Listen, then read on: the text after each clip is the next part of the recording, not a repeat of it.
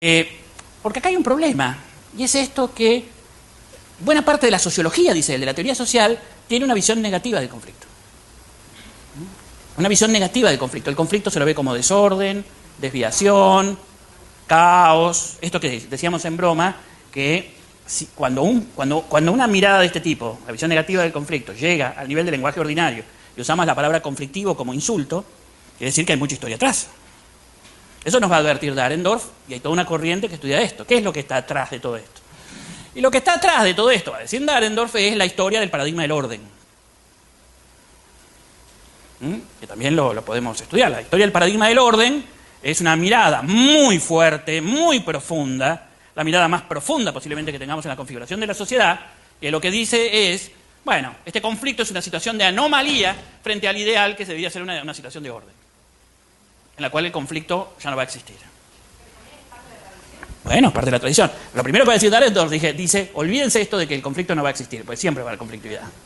Eso es él dice, es una especie de mirada desde la utopía, pero la teoría social no tiene que mirar la utopía. Claro, el comunismo, el reino de los cielos, son sociedades sin conflicto porque vos estás expresando un valor ahí, por eso no tiene valor explicativo en términos de la teoría social. La teoría social debe partir, y nosotros como profesionales del conflicto, partimos de la idea de que el conflicto va a estar siempre.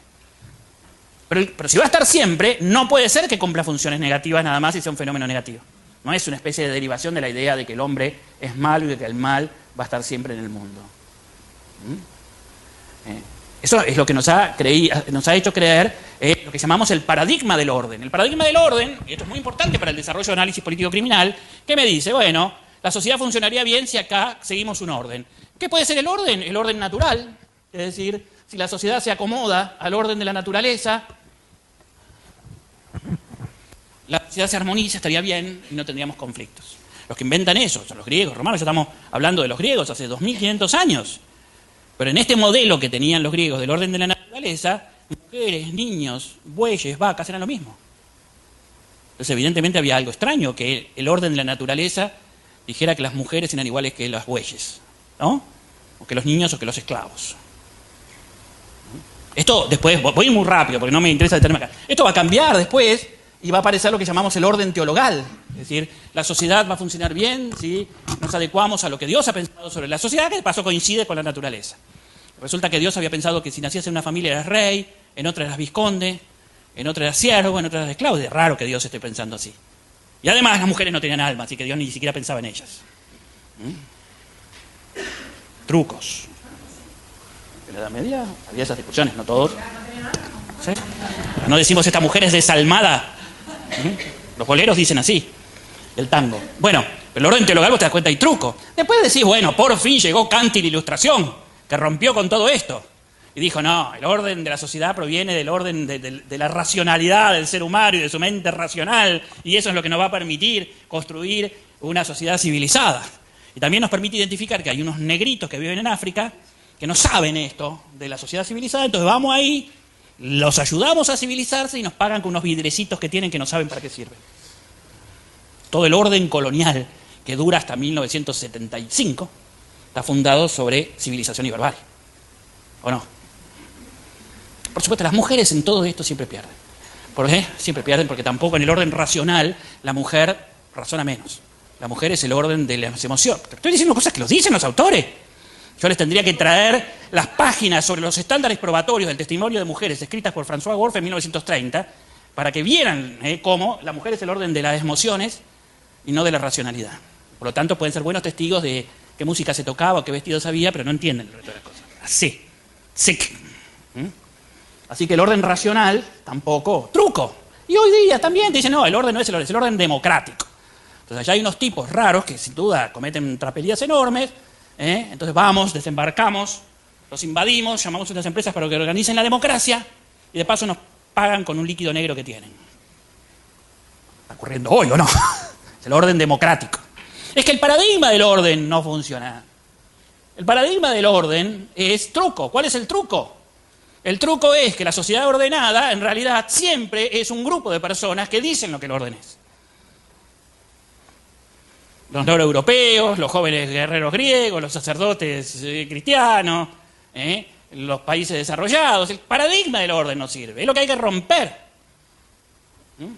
Ustedes me dirán, tenemos que romper eso. Nosotros tenemos que construir un tipo de política criminal, de política pública, que no esté afincada en el paradigma del orden. ¿Y entonces qué hacemos? ¿Qué pasa? La pregunta que digo entonces, ¿qué pasa si yo dejo la conflictividad librada a su propia suerte? ¿Qué significa el conflicto escala? Si vos dejás el conflicto librado a su propia suerte, ¿quién gana en cada conflicto? El más fuerte. Y ahí está la base central del otro paradigma. Entonces no necesitamos el concepto de orden. Lo que necesitamos es el concepto de que vamos a intervenir en la conflictividad para que no se instale el principio de que gane el más fuerte y la violencia. A ese paradigma fundado en una idea distinta, donde no queremos que, digamos, que gane el más fuerte porque es más fuerte, lo llamamos paradigma de gestión de los conflictos. Y es una intervención fuerte, estamos reconociendo que el Estado tiene que intervenir, pero bajo un fundamento distinto. Porque la gestión de los conflictos tiene un fundamento distinto. Esto, en los debates de la filosofía griega, Platón, en uno de los diálogos, creo que es el Crátilo, ya lo dicen. Hay un debate sobre los nuevos la democracia griega, una democracia, digamos, restringida, pero democracia al fin, frente a los antiguos modelos aristocráticos.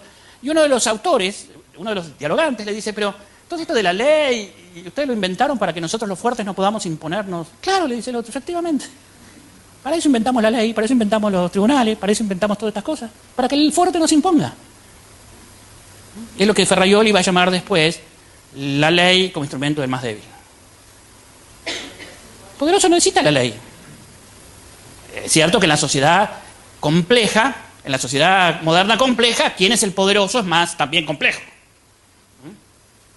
¿Estamos? Entonces, la política, nosotros estamos buscando los fundamentos de la política criminal. Los fundamentos de la política criminal no los tenemos que buscar, como se hace por arranque histórico, en la idea de que es la herramienta que yo tengo para ordenar la sociedad.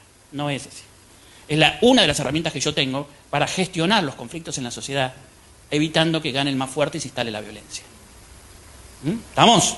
¿Ven cómo son dos modelos distintos? Que tiene mucho que ver con los dos modelos que venimos diciendo antes. Siempre estamos acá, ustedes tienen que tomar conciencia de algo que han escuchado muchas veces. Estamos pasando del sistema inquisitorial a los modelos adversariales. La profundidad que tiene eso es muy grande. No es solamente que hiciste un código donde leíste la facultad de investigar al fiscal. Eso es el 0,0001 del problema que estamos debatiendo. Ahora bien, el paradigma de gestión de la conflictividad, como se escapa del paradigma del orden, tiene que asumir otra cosa, que habíamos dicho, que el conflicto, bajo el paradigma del orden, el conflicto es siempre negativo. Pues el orden es una sociedad sin conflictos, donde cada uno hace lo que tiene que hacer. En cambio, en el paradigma de gestión de conflictos, no. Habrá efectos negativos o efectos positivos del conflicto. La teoría del conflicto, como autores como Coase, Rex y otros más, empezó a estudiar lo que se llaman funciones positivas del conflicto. Si no fuera por la conflictividad, la sociedad no ganaría, no tendríamos grandes bienes públicos, bienes colectivos que hoy consideramos esenciales. ¿Ustedes creen que el voto de las mujeres se consiguió pacíficamente? Vaya a ver la vida de las sufragistas hasta el año 30, 40.